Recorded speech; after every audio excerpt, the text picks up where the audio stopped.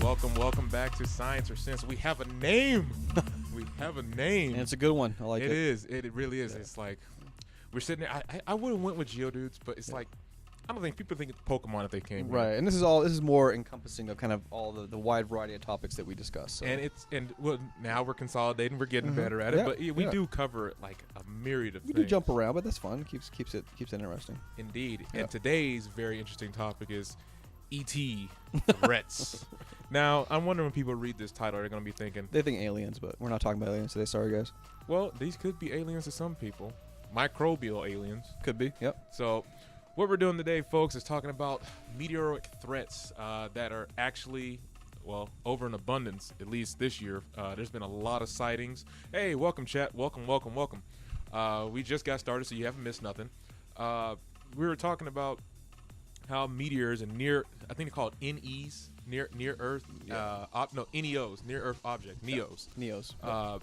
Apparently, we have these types of encounters every day, all day, all night. Yep, all the time. Most of them go unnoticed by the general public, and when it does happen, the news just throws it way out of proportion. Right. Mysterious fireballs light up the night. Right. Yeah, most of these things that are coming into our atmosphere are burning up, and we see that happening, and then that's it. They rarely hit the Earth.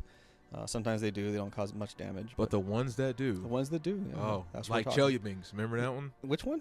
The one in Russia where it blew out all the windows in right. Yeah. In Chelyabinsk, Russia. Mm-hmm. I think that's why they're mad at us, because we didn't say nothing about it. Because it was us. Yeah. we just slingshot a meteor. Yep. Oh, yeah, we're going to do a halo drop with the meteor. That's how we do. But, yeah, today's episode is episode 2, E.T. Threats. A lot of this is going to cover some serious geology, because guess what meteors are? Rocks. Yep. It's the same stuff that's here, out there, floating about after the formation of a universe, maybe even a planet exploding. Who knows? Yeah, most of it's from the stuff in our solar system anyway is from the formation of our solar system. 4.6 billion years ago. It's leftover stuff that never accreted to a planetary mass, and it's just been chilling out there. And every so often they get bumped by something. They knock into each other, and it throws them off course, out of their orbit, and then they come careening towards our planet. Didn't they say clean up your mess after you leave your room? Yeah. Why don't you do that, universe? No, I'm just kidding. Yeah. Universe, you do what you do. Yeah. I mean, everybody kind of knows about our asteroid belt, right? And a lot of this stuff comes from our asteroid belt. Well, drop it down, because I know about the Kuiper belt, and I know about the other sort of belts out there. But yeah, so we have our terrestrial planets, which are closest to the sun: Mercury, Venus, Earth, and then Mars.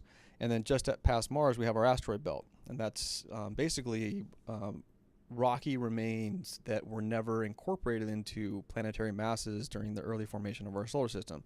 And then past that, we have Jupiter, Saturn, Uranus, and Neptune.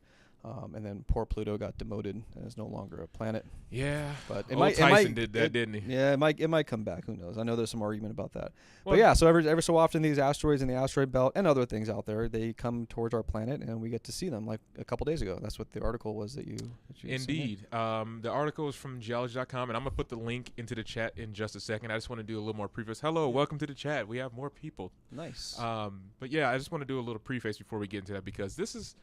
Some people are fear-mongering off of this, and they come with the territory. Every time we find something on the telescope, or I'll say mid to junior level, like scientists inside their respective fields find something in space, it's aliens, or it's... or the end of the world as we know it. Right, and like, what was the big one? Nibiru was the big one, about the actual planet-size one.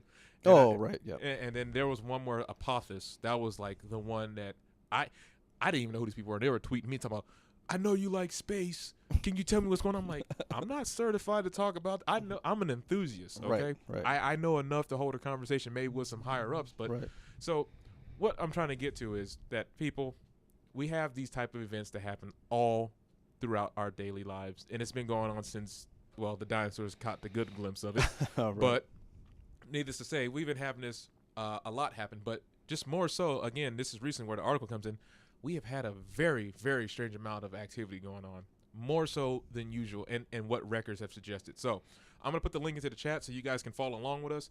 I am here joined with Matt, my co-host, and you're with Randy, and we're here on Science and Sense. So grab yourself a drink, sit back, and let's have a good discussion about this, because It's a nice topic. I like it, especially since we're segueing from the last topic. If you guys want to catch the prior show about humans and their their burial methods and whatnot from days gone by, going from death to things that could kill us. So and then turn into a mushroom. It's a very morbid podcast, but well, no, this is a lighter note because what we do learn from these meteor impacts and the ones that do enter our atmosphere, we learn about other types of elements that are being forged out in the universe, like the nickel. It might be a different type of nickel. It might be a little the chemical bonds might be different from what was formed on a terrestrial body. Right. Things of that nature. So the links in the chat.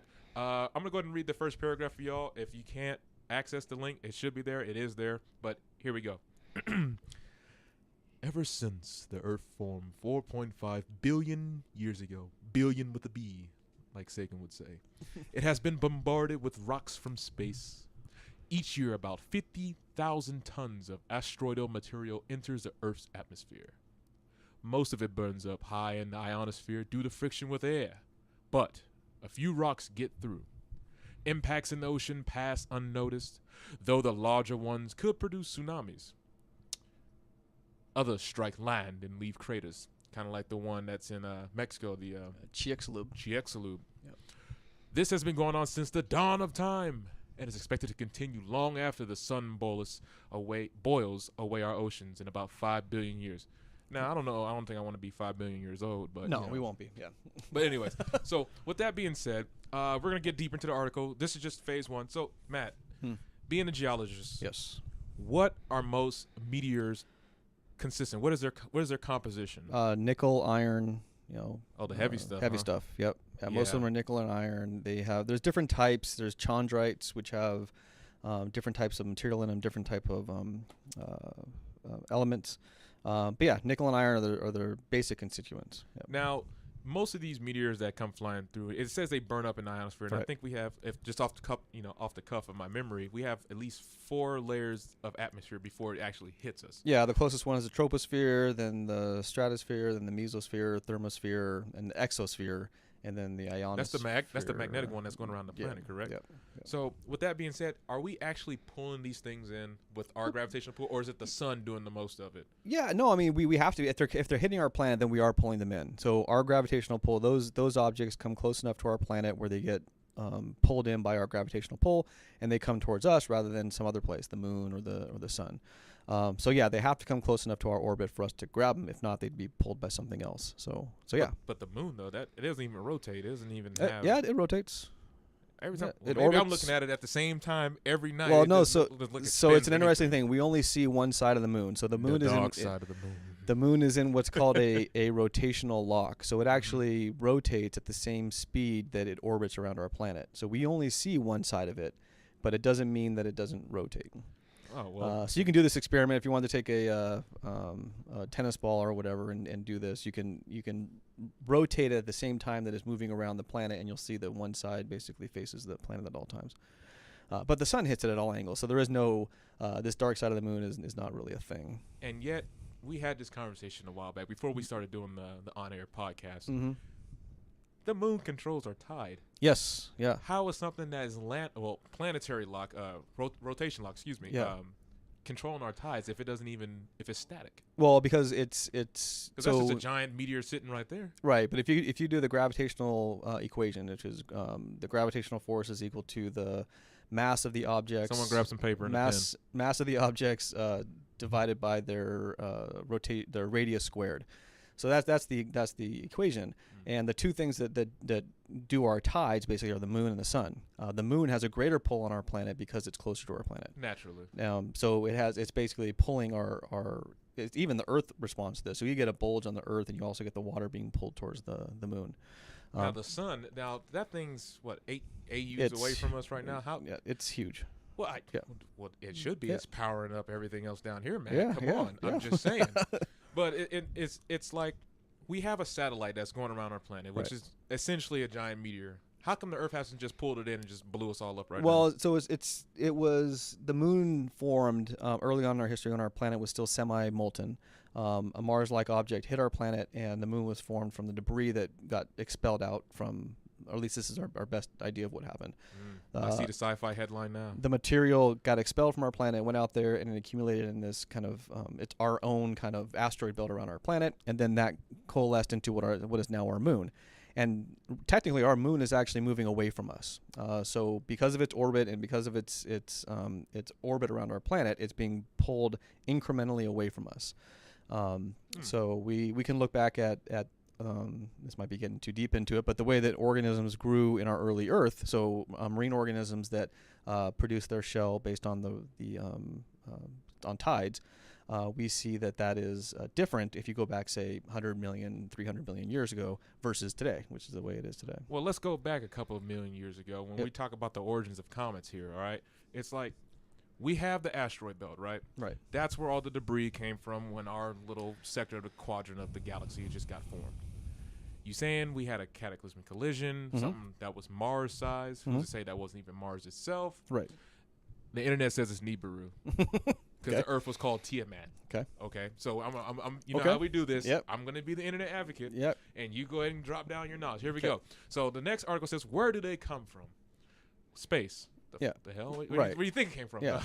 The origins of comets and asteroids is not completely understood. Hold on. Some asteroids are thought to be debris left over from the formation of the solar system. Okay, we're in accord. On the same page. Yep. Okay, we're okay. Others are believed to be fragments from a collision of large asteroids or protoplanets. Proto just meaning smaller bodies, people. Right.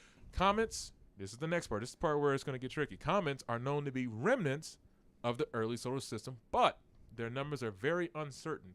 Each year, several dozen new comets are discovered. So here's the thing. Yeah. Comets are ice. Right. What the hell froze them?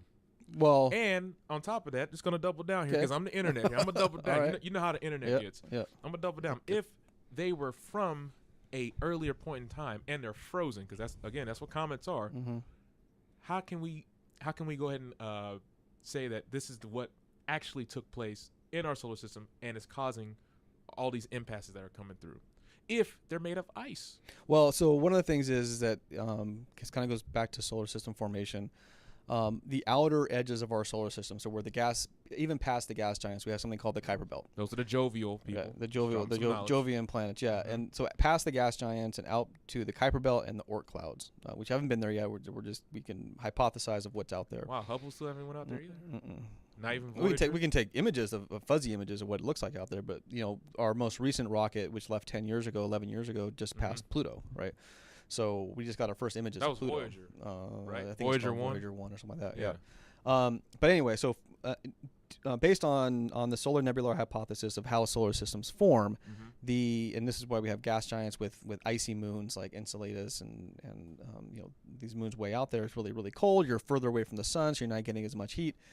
The Kuiper Belt is thought to house a lot of these icy objects, okay?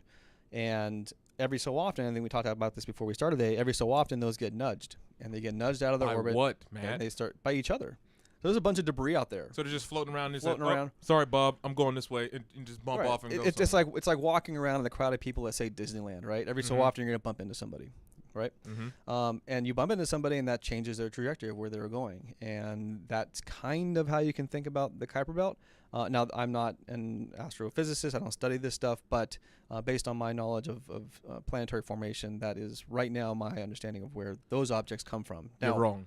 Okay. You're wrong. Now, what we do know is in our early formation, most of the water in our ocean came from, or half the water in our ocean anyway, came from asteroids and comets during the early bombardment. So early on in the formation of our planet, we were hit by hundreds of billions of these objects early on when there was all this debris out there in our orbital path. But since we've cleaned out that, you're wrong. Okay. There's a council that's out in space. They got all this started. It's called the Nine. The Nine? The Nine. Okay. They're supreme beings. They got it all started. One of them drop kicked one of them rock asteroids towards over here. Okay. They didn't like what we were doing at first, so that's why human race had to start over. Interesting. And on the internet. Based on I'm gonna hope that that's not an actual thing out there, but I'm guessing it is. It is. Yeah. It is. Okay. Just like the whole Plagarians, the Greys, the Draconians. I think the Draconians, that might be a little bit feasible. Hear me out. You gave me that look. Hear me out. I just say it's a little feasible because they're quote unquote Sauro sapiens, which just translates to dinosaur people, and we had dinosaurs. Okay. I'm just saying that wild hair one actually kind of stuck with me. I was like, okay, wait a minute, you might be onto something here. I don't do the whole flat Earth, anything else, but it's like, we did have dinosaurs. But anyways, you're right. You're wrong about everything. All right. Let me tell you how the universe really happened, why we have these meteors, okay? Okay. See, what happens is the government is sitting there talking about, hey, we want a Star Wars program. Okay, cool. We'll do that. We're going to start bringing these asteroids in and start people getting scared for the big ET war that's supposed to happen, okay? So the world's supposed to come together. The New World Order's supposed to happen, and that's what's going to happen, Matt. Wow. That's the internet. Okay. What do you say? That's why I try not to spend a lot of time on the internet. You know I have to do it. I know. It's fun, I guess. It is, but I'm grounded in reality. Anyway, so we were talking about what they're made of. Most of it, like you said, and a lot of it, what you said is coming up right here: olivine, proxine, and chondrites. Chondrites, right? Now, if these heavier elements are bombarding our planets, I mean, we're talking about like devastating impacts. Let alone not what happens when it passes through the atmosphere, maybe rupturing or knocking over trees, blowing out windows and all that stuff. Like, again, folks, there's this event called Chelyabinsk. I'll send you the link in the chat in a second, where actually, have you seen the video? I haven't. Okay. No. Actually, folks, we're going to take a short break. I'm going to go ahead and put on some dope space music, and we're going to come back. I'm going to put that link up for you guys because it's very interesting. I don't want to leave them hanging just yet. Okay. It's these meteors that come through our atmosphere are so heavy in mass, and I'm assuming from their raw material weight. Right. They blow open just structures, like they destroy it. Oh yeah, well you got to think about this. When this object is coming through the air has mass. Our atmosphere has a mass to it. There's molecules and there's things like that in the atmosphere. And when that thing is barreling through our atmosphere, it's pushing those molecules ahead of it. You know, it's very similar. The way you want to think about it is if you're in a swimming pool and you take your hand on the upper portion of the water and you push your hand, you're pushing water, right? The water moves. The surface, right? But even below, if you take your hand and you push the water will move away from you. And our atmosphere does the same thing. So these objects are pushing the air molecules around them, and that causes a lot of energy. So. Okay, folks. Well, I guess we don't have to take a break because since you dropped I got it. Yeah. Oh, you got it. Oh, that's Matt Geo. I got this. I got this. Yeah. Okay, so I'm gonna airdrop you the link real quick so you can actually take a look at it. Yeah. And chat, you're gonna get the link right now. There it is. It should be queuing up. It's actually a heavy YouTube link. I don't know why it takes a while, but anyways, there it is. And I just airdropped to you. You got your Bluetooth on? I don't know actually. All right, well, we'll do it this way. Here you go. Yeah, how about you just... Here you go. All right, so here's the video. Folks, if you're not watching, I'm going to play it live on air. This is Chelyabinsk in 2013. Man's just driving around, right? Minding his own business, listening to Russian state-run radio, whatever Putin's got playing that day. Yep. And then, bam! Oh, that's cool. Tell it to the people who are seeing it live. That meteor... That's cool, yeah. Hit near their one of their most densely populated cities in I can't pronounce it. I'm not even going to try to pronounce it, but it hit one of their mostly densely populated cities. Right. One person died, and as much as I would rather say it was from the impact, it wasn't. It was from what I was just telling you, like how it ripped through the atmosphere, blew open. I think he was standing next to a window, and the shards of glass lacerated him up to the point where he couldn't survive. Yeah. So that was my question as far as that. I don't know if we can do anything, but what can we do as a species to kind of mitigate that as far as it's going to rip through the atmosphere? And there's no way you're going to stop it. Right. I mean, it's the same thing with we see this with bombs and things like that explode. When the bomb goes off, people, yards away will get blown off their feet because the air is basically being pushed out in all directions. And then the vacuum wave. And all that kind of. So all that stuff is going to be very similar to what happens when an asteroid is coming through our atmosphere. So if I may, it's like when I was in the service, we were talking about the vacuum and pressure waves that happen because they were preparing us for IEDs and so on and so forth, like RPGs and all that stuff. It's like it's not so much the fragmentation that kills people. It's the pressure wave. And then if you survive that, by the grace of God, you still got wave 2 coming at you, which is that vacuum wave, which ends up just literally sucking the air out of you, and then you're done. pressure wave basically just destroys your innards. I'm Right. not trying to get gruesome here. I'm being it pushes them around and stuff like that, right? Right, and it almost disintegrates them. Can. In a way. And it's like, this is not a morbid podcast. Nowhere near. We're just being real with the science here. This is what happened. So if we're having meteors of that magnitude, and then we had the one that was, I can't say that word, Chicxulub. Chicxulub? Yep. Oh, I got it. There it is. There you go, see? Chicxulub. If we have something like that happens, what are Earth's defenses? Nothing. Oh. No. I mean, thank you, Matt. Yeah. All right, that's the end of the show, folks. We got nothing to do. We Love can't. your loved ones. Have a drink. Have a smoke. Today's 420. Enjoy yourself. Well, so I sent you that graph that shows the frequency of events and the size of the asteroid. You did. Chat, you can see it. I sent the link. All you got to do is scroll down midway. Yeah. And Matt here's going to break it down for us. So basically, it's the smaller objects, those things that are 4 meters across, the size of a car maybe, hit our Earth every year, on average every year. They burn up in the atmosphere and they break up into different pieces, and then they fall in the ocean. The ocean covers 70% of our planet, so it doesn't hit land that often, and that's it. That happens all the time. As you increase in the size, and you see from this graph, you get down those ones like Chicxulub that ended the dinosaurs, the nail in the coffin. Those happen every 100 million years. They were clubbed to death. Yeah, and you'll see that dotted line there. That dotted line is the upper limit of anything above that line. So anything over 2,000 meters across is a global killer. That's what we call ELE. Yeah, if that hits the Earth, most things, if not all things on the planet, will die. Either some of them immediately, some of them because of what we call nuclear winter or volcanic winter, where crops will die. You're talking about the passive effects afterwards. Right. Massive fires, massive climate change. Crops will die. It'll be very difficult for large organisms like us and elephants, things like that, to survive.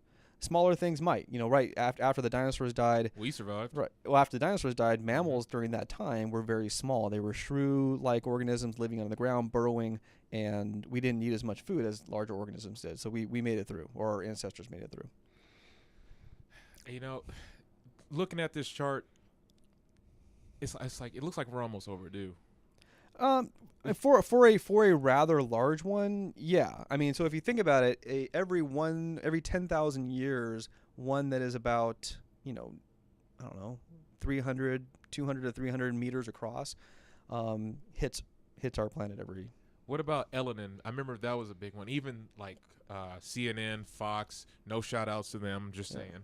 But they were actually talking about Elenin for a cool minute because they were saying this thing was, I think, a quarter the size of Texas, right? And it passed through our not our gravitational pull, but our range of rotation. Talking about, all right, well, if this thing does hit, it is possible. It's an ELE, and ELE for short, folks, means extinction level event. Right. That's my thing. It's like that's the third one that has made national news, and yes, of course, they're going to hype it up. They're going to prop it up as fear tactics. Besides all that, these things are common occurrence. They keep coming back. It's not like once they fly through, oh, okay, see you later. We ain't got to see you. No, but sometimes their orbital distance are such that they'll pass by us and we will never see them again, especially in our lifetime. Maybe 200 years from now it'll come back around in its orbit. And, okay, Matt. This is the third one. That's what I'm saying. A different one, right? This is the third one that's come in within a mile of the planet. Right. I know you're not an astrophysicist, but I know you're a geologist. Yeah. But I mean, come on. Are we overdue here? What are we saying? It's one of those things where you can't really, like, for instance, I guess I'll put it back to probabilities. If I was to sit here and I was to flip a coin and it was to and if it was to show up heads 3 times in a row, you'd be like, oh, come on, it's going to be tails next time. And I could do it for 100 times. It could come up heads 100 times in a row. Well, you only got 2 factors of prediction. Right. It's 50-50 shot, right? Right. But that doesn't mean that I can't flip it 100 times and have it come up heads 100 times. Okay, I'm starting to see what you're talking about. But still, probability, like just because we saw 3 relatively recently, back to back though, that's a Lakers championship, right? But that doesn't mean anything. We could now not see another one for hundreds of years, because these are not predictive events. They just happen, and they happen on a probabilistic, in a probabilistic way. So just because we see 3. It doesn't take away from the average of when these things hit Earth. Okay, but we've been tracking these things since Aristotle's day. Oh, yeah, before that even, yeah. So, again. Yeah. I'm throwing. Y'all can't see what I'm doing. I'm throwing up my hands here like.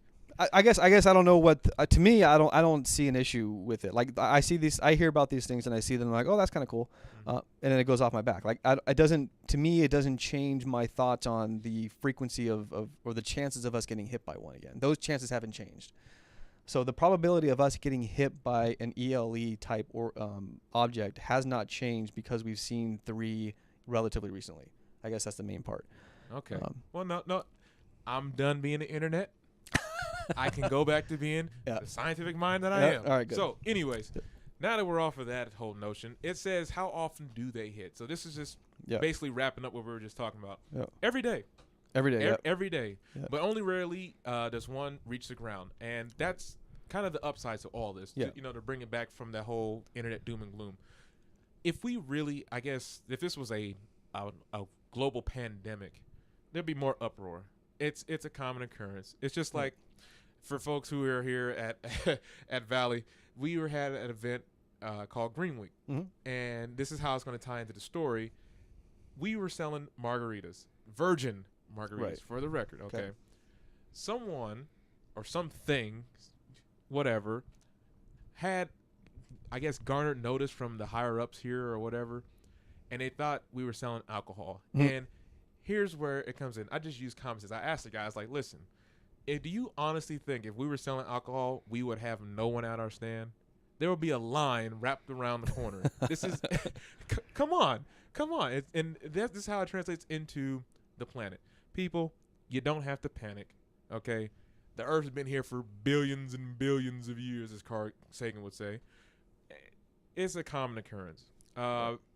Right now, the next big one is supposed to be passing through our atmosphere. It's supposed to be 2.7 miles out so far from their radar scans.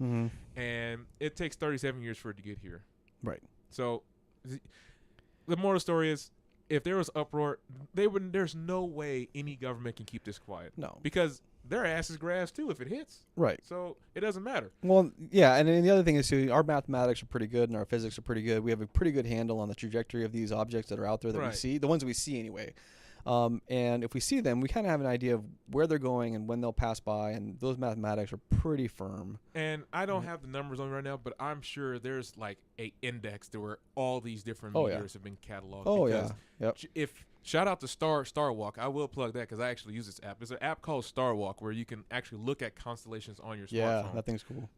Shout out to them because they actually have that index. I will pull it up now, but I think it pulls from the internet from here. Yep. So if you ever want to see what's out there, it's like a lot of these things have already been calculated. Half of them got names of the people that even found them. Right. I mean, and there's things like, Halley's Comet, right? Because Halley's Comet, we understand its orbit, and we know when it's coming by, and we know when we'll see it again. It's actually a national event. Yeah, and there's no worry about that hitting our planet. It's fun to watch it come by, right? So it's not, these things, we're able to sometimes just enjoy them for what they are, which is just natural phenomenon. A natural phenomenon that is interesting and fun to watch, right? So yeah. But this article came from David K. Lynch. He's a PhD and an astronomer and planetary scientist living in Topanga. Oh, he's not that far from us. Topanga, California. It's a nice drive, I'll put it that way. But it ain't like right down the street. But like I said, folks, now we're actually a little light for articles today. I thought we were going to be a little bit heavier with this. Yeah, no, that was it for that one. But anyways, we get a free forum. Yeah. Anything you come across this week that's...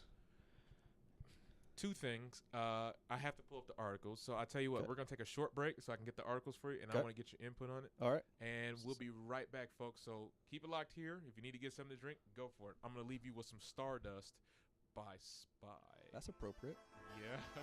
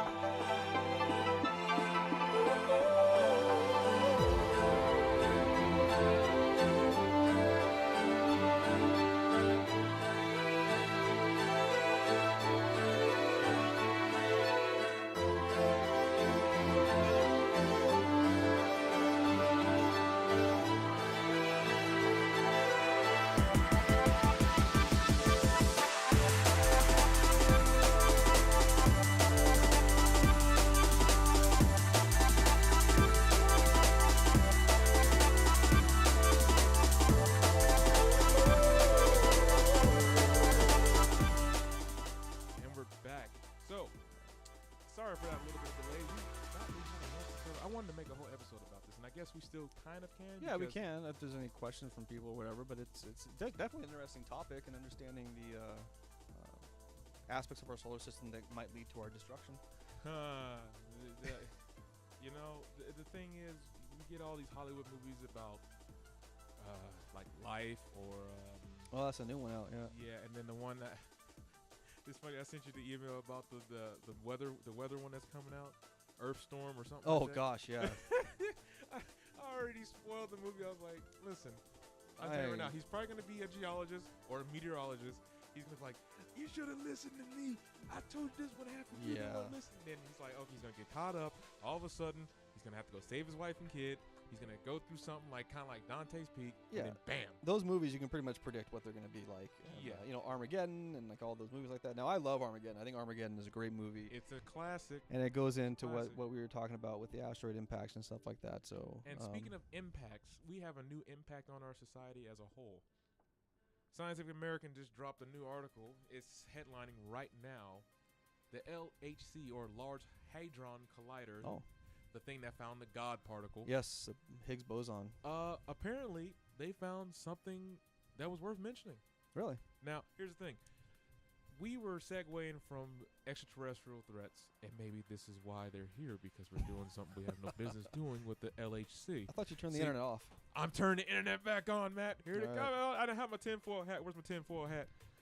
Anyways. So, today's most recent finding is from the LHC, which is way out in Europe at CERN. CERN, yeah. Particularly short-lived particles called B mesons were created today by smashing some protons together. Yeah. Now, I don't know what kind of chemistry this is.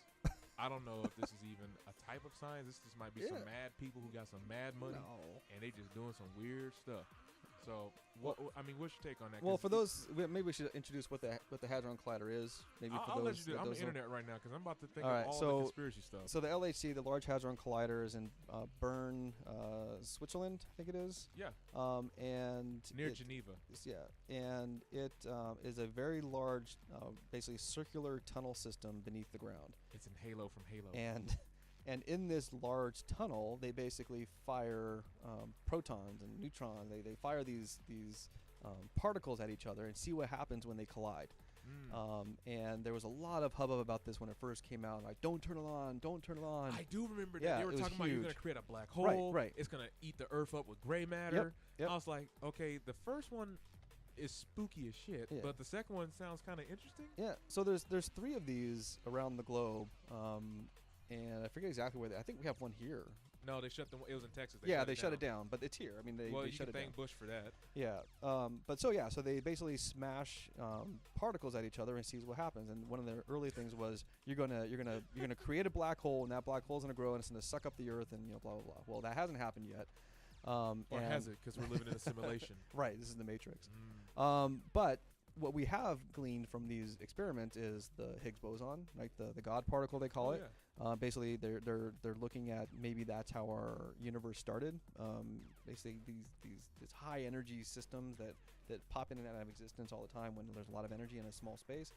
And they're finding more and more stuff out by watching the way particles interact. So this is just another aspect of that. See, hold on, I gotta stop you there. The internet's bringing up the question. Good. If you're saying that, I know you're not confirming that it started the universe. I understand that. I get that. But let's run with that. If the Higgs boson is the one that actually gave, because it's called the mass giver. It gives mass. It gives mass, right? If that's the case, that means there was a large hadron collider when the universe was starting. No. Then who built that? Not necessarily. And then who are they? What it means and then is, who built them? What it means. Hold on, Matt. We're not through yet. For 1995, I can give you some more.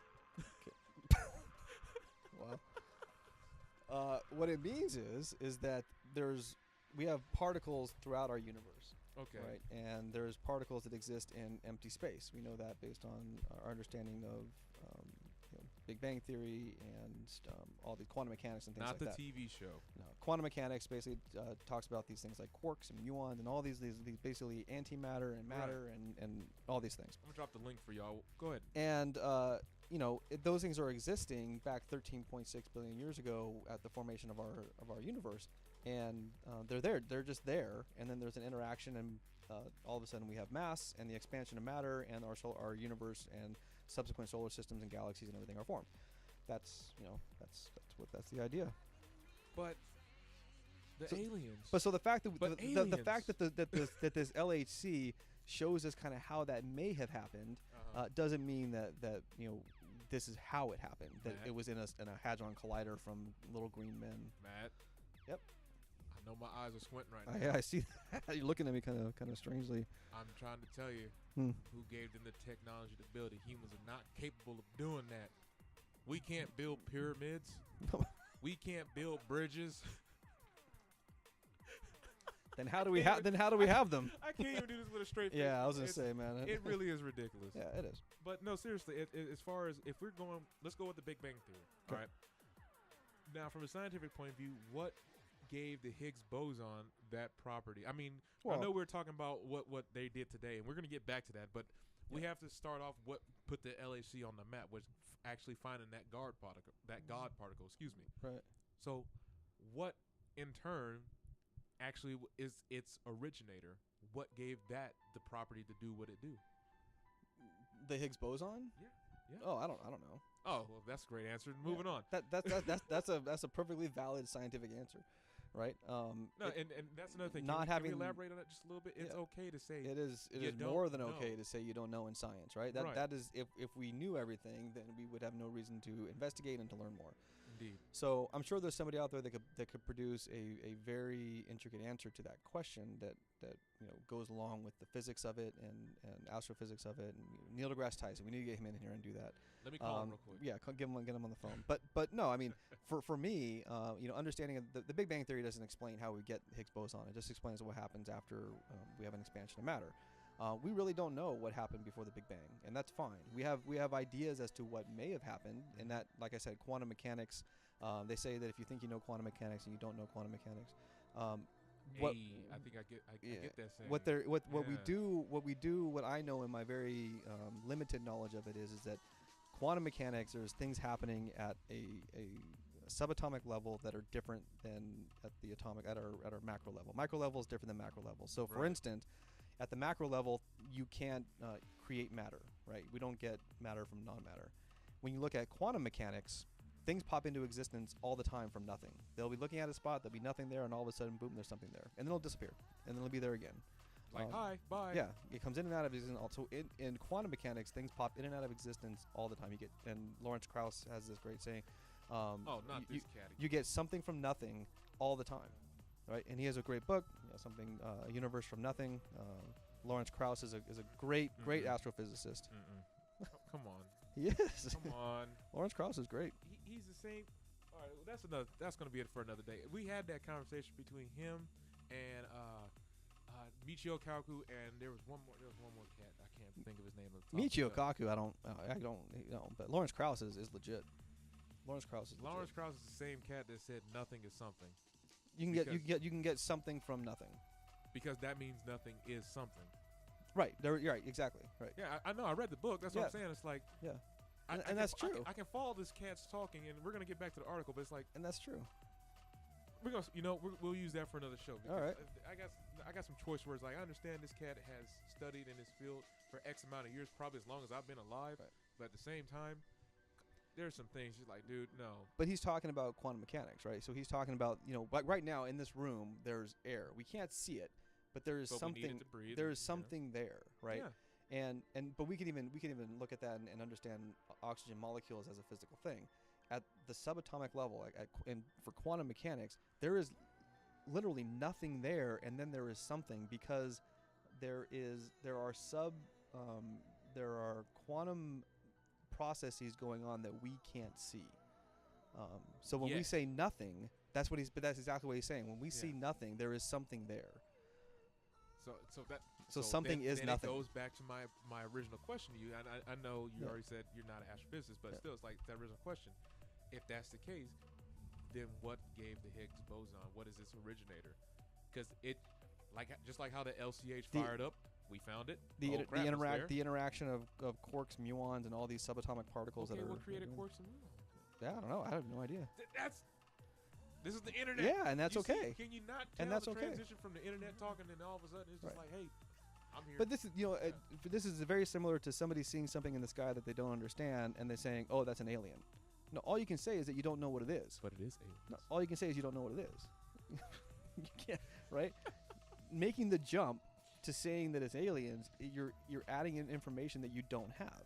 So I don't know what happened before the Big Bang. To start filling it in with it could be this, this, and this, you can do that. You have the right to do that, but it doesn't. You know what? Do anything. We have an astrophysicist here at the facility. Yeah. I think the next time we do something on this level, get them in here. We bring them in here. Okay. Does that sound fair? Chat, does that sound fair? Yeah. Hit us up with those comments. We're gonna do that because I'm glad we actually can do these radio talks and discussions because nobody ain't talking about this. This stuff stays in like a small closed circuit. Right. It needs to get out to the public. Well, that's the thing. Like Lawrence Krauss and Michio, whoever, they'll get in a room and they'll talk about this stuff and they'll hang out and do it. But the greater public doesn't hear it. Well, I mean, they do. There are people that do this, but it's those who tune Star in. Talk. They have the big brains. Yeah, there's a lot of podcasts out there. We're just another one out there. But if people listen, then they get exposure to it. Will Smart ever be cool again? Well, what? Will Smart ever be cool again? I hope so. I think it is now. It's getting there. It's getting there. For obvious reasons. Yeah. But we're not going to delineate that. Let's just finish the article here. Okay. So, according to them, they said it could be a statistical fluke, says Guy Wilkinson. Well, that's a great way to finish up this article. Towards the end, you got me all gassed up about this thing, and now you're going to say it might be a statistical fluke. Right. Great. Now I'm confused. Well a physicist at the University of Oxford, UK. Oh, he's from the UC. He's not us. And the spokesperson for the LCHB.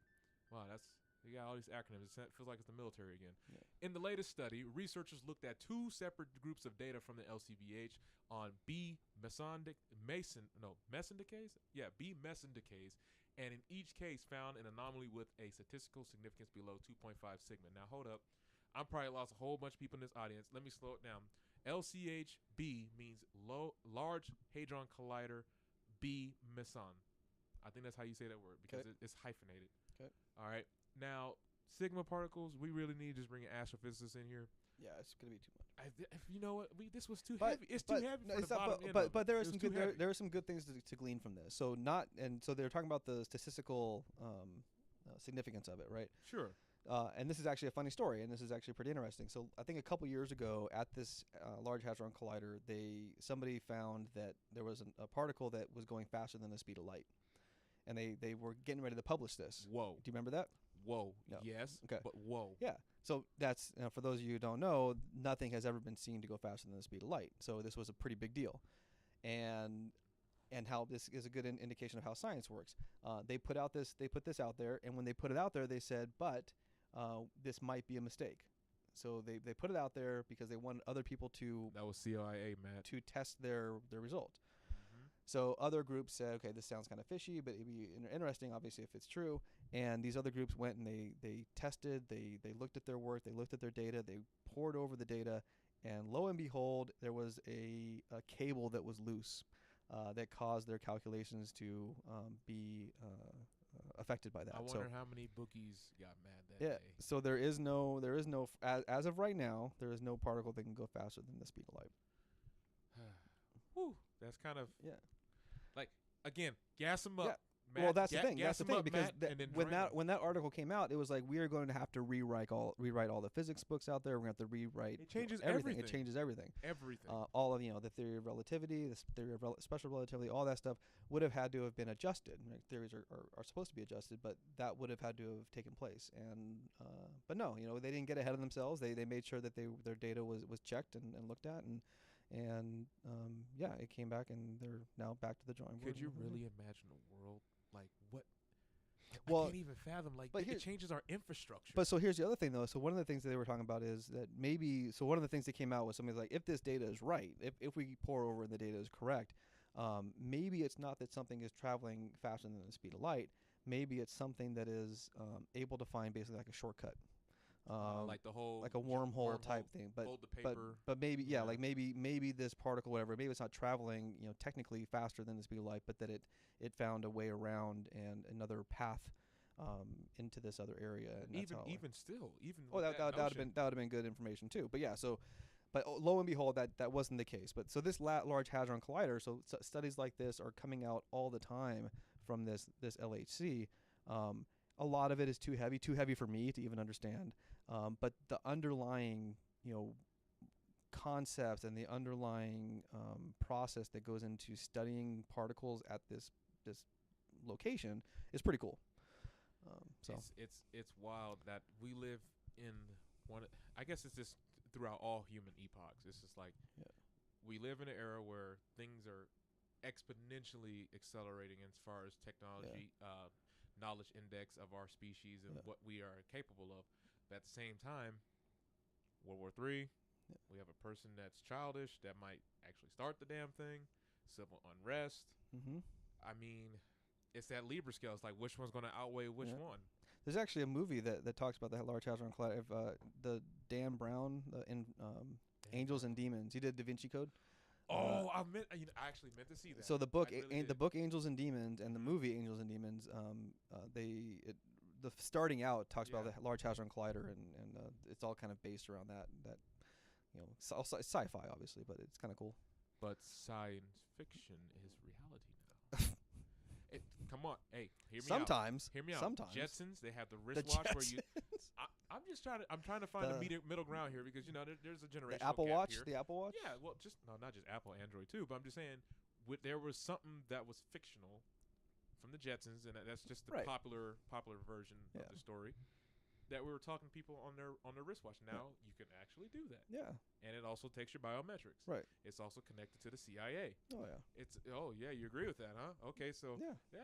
It's going to take over the world. See, there's that leap again. There's that you always take that one step further that I just don't take. It's there. Press the button. Yeah. Press the button. But anyways, we got 10 minutes left in the segment. I don't really want to meander on it, I appreciate the chat coming in. Thanks again for stopping by. Yeah, thank you.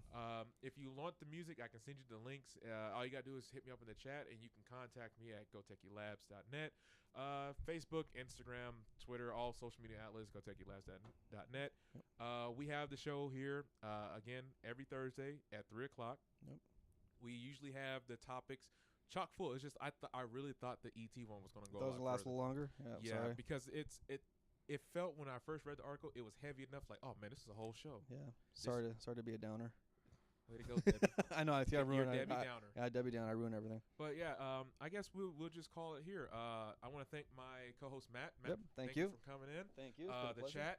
We'll be back with some new science. And we'll be like, will it be science or sense? Yep. And that's our show, folks. We'd like to wish you a good day, good evening, good morning, wherever you're at. Have a good weekend. That's right. Yeah, good week. We'll see and happy 420 if you're into that sort of thing. Right. Can't forget, it is today. It is today. It is today. So I'm going to leave you guys out on some Spy once again in Lost Orbit. See you guys on the next one. See ya.